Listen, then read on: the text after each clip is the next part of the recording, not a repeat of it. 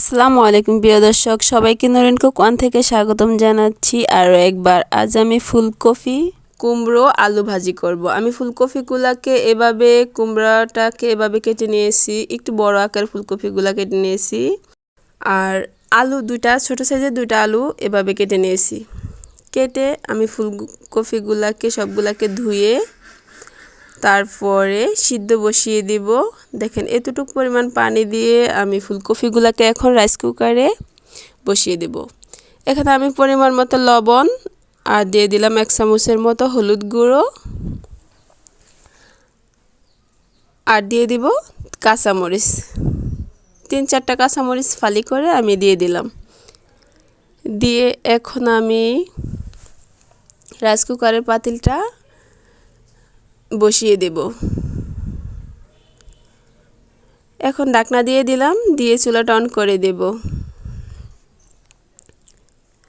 দিয়ে 2 মিনিট পরে আমি ফুলকপিগুলোকে একটু নেড়ে দেব রাইস কুকারের ভিতরে ঢাকনাটা নামিয়ে।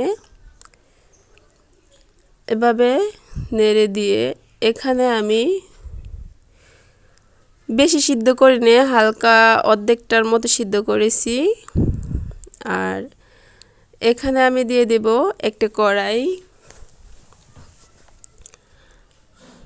কড়াইটা গরম হয়ে আসলে আমি দিয়ে দেব তেল দিয়ে আমি দিয়ে দেব প্রথমে রসুন কুচি। রসুনটাকে একটু ভেজে নেব,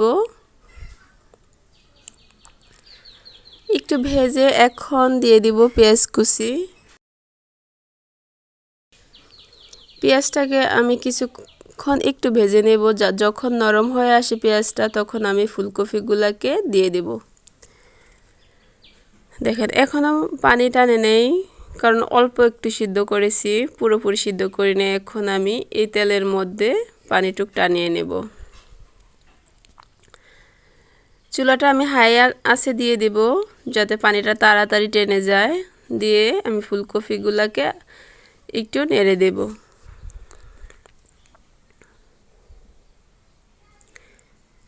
দেখেন 5 মিনিট পরে ফুলকপিটার পানি শুকিয়ে আসছে। এখন আমি নেড়ে চেড়ে দিয়ে দিব ধনিয়া পাতা। এভাবে আপনারা ফুলকপি কুমড়ো আলু বাসায় ভাজি করে খাবেন, আশা করি আপনাদের কাছে খুব ভালো লাগবে।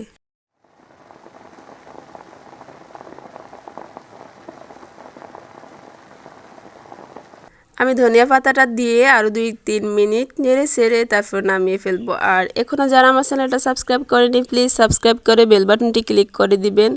এতে করে আমি যখন কোনো নতুন ভিডিও আপলোড করব সাথে সাথে আপনাদের কাছে পৌঁছে যাবে।